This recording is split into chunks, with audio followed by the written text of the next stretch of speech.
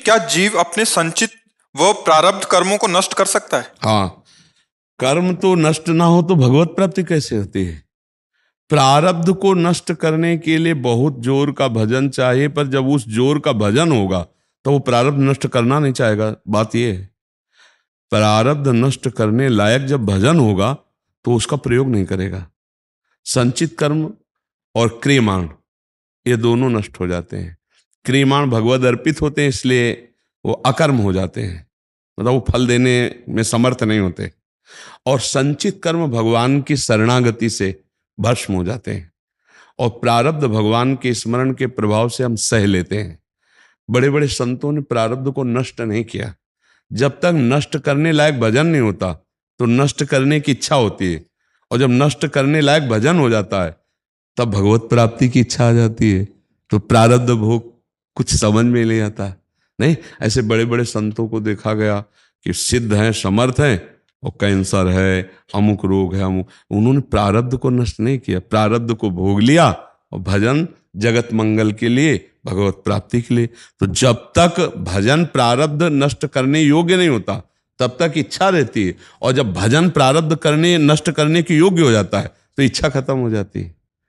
जैसे रामकृष्ण परमहंस जी के भाई जी हनुमान प्रसाद पोद्दार, बड़े बड़े संतों, ये तो एक बार एक संत जो 3 परिक्रमा गिरिराज जी की लगाते थे और गोपाल शास्त्र नाम के 108 पाठ रोज करते थे, तो उनको लकवा मार गया, पैरालाइसिस जिसे कहते हैं। हाँ, तो हरि बाबा और उड़िया बाबा उनसे मिलने गए तो कहा, बाबा आपके पास इतना भजन बल है कि आप इस पैरालिस को क्या और हजारों के पैरालिस को नष्ट कर। तो उन्होंने कहा कि महाराज क्यों विनोद करते हो, ब्रह्मास्त्र का प्रयोग मच्छर मारने के लिए थोड़ी होता है, शरीर प्रारब्ध नष्ट करने के लिए भजन का प्रयोग थोड़ी होता है। ये भोग लिया, अब शरीर छूटेगा, भगवान के पास जाएंगे। तो जब भजन प्रारब्ध नष्ट करने लायक होता तब इच्छा नहीं रह जाती, क्योंकि इच्छा रहित महापुरुष हो जाता है और देह कपड़े की तरह दिखाई देने लगता है। प्रारब्ध भोग कपड़े पे होता है, स्वरूप पे नहीं होता। प्रारब्ध का आक्रमण अंतःकरण और शरीर, ये 3 कपड़े हैं, स्थूल सूक्ष्म कारण। पहनने वाले जीवात्मा के ऊपर कोई प्रयोग नहीं होता प्रारब्ध का। प्रारब्ध का बल है दुख और सुख, अच्छा प्रारब्ध बुरा प्रारब्ध वो शारीरिक आता है, आत्मा पे नहीं प्रयोग। नैनम छिन्दन्ति शस्त्राणि नैनम दहति पावका न चैनम क्लेदयन्त्यापो न शोच्यति मारुता। तो प्रारब्ध कहाँ आया? शरीर पे। अच्छा, वो भजन के प्रभाव से स्वरूप में स्थित है, इसलिए दुख सुख से परे है। अच्छा, बिना परे हुई गति हम जान नहीं सकते, तो हमें लगता है प्रारब्ध मिट जाए तो अच्छा होता है। तो प्रारब्ध मिटने की जब तक आपकी भावना तब तक देह भाव है, और जब देह भाव है तो उस कोटि का भजन नहीं बना, और जब उस कोटि का भजन बना तो देह भाव नष्ट हो गया, तो प्रारब्ध नष्ट करने की इच्छा नहीं रही। समझ रहे? पुराने कपड़ा तो ऐसे, नया कपड़ा जब मिल गया तो पुराना ऐसे। तो जब दिव्य भाव देह की प्राप्ति हो गई तो ये जो 5 भौतिक देह है इसके प्रारब्ध को हंसते हुए भोग लिया जाता है। हंसते हुए, जो विदना ने लिख दिया 6ठी राव के अंक, और राय घटे तिल बढ़े रहुरे जीव लिसक, ये विवेक बुद्धि ऐसी प्रवीण हो जाती है कि फिर शरीर राग नहीं रह जाता, तब फिर वो प्रारब्ध नष्ट कर, संचित और क्रियमाण ये 2 नष्ट हो जाते। तो फिर गीता में महाराज जी जैसे लिखा है, अवश्यमेव भोक्तव्यम कृते कर्मे शुभाशुभम्। हाँ, देहाभिमानी जीव को लिखा है।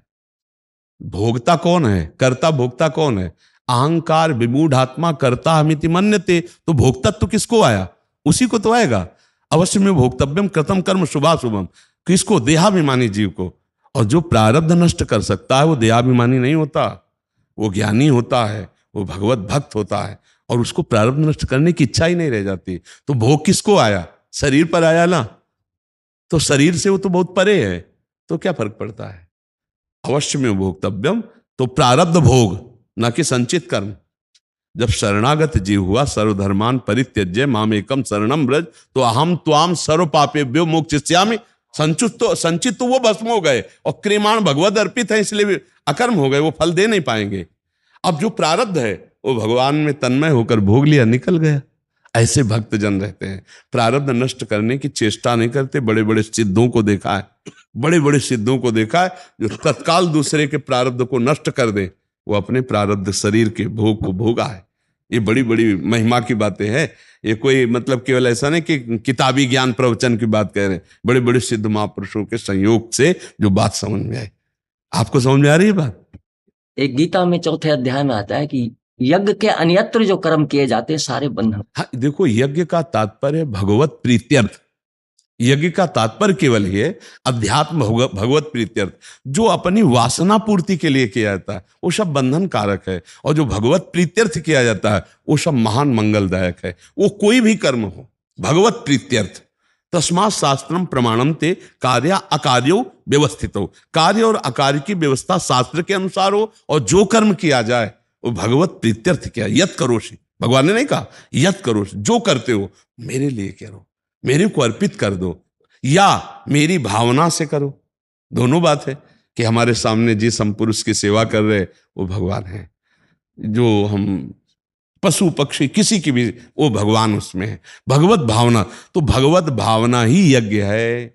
यज्ञ नाम भगवान का है।